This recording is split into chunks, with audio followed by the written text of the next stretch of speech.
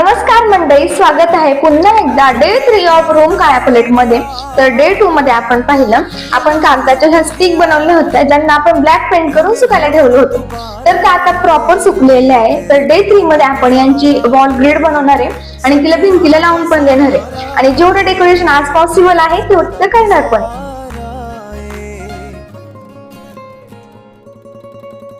मेरे ना दी हथ तेरे ते लगनी बिल्लो मेहंदी ए मेरे ना दी हथ तेरे ते लगनी बिल्लो मेहंदी ए मेरे ना दी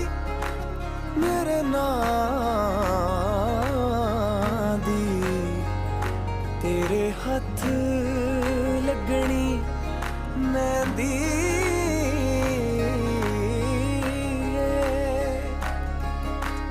मेरे ना दी हथ तेरे ते लगनी बिल्लो मेहंदी ए मेरे ना दी हथ तेरे ते लगनी बिल्लो मेहंदी ए मेरी तू भी होना चाहती अख तेरी ये कहंदी ए मेरी तू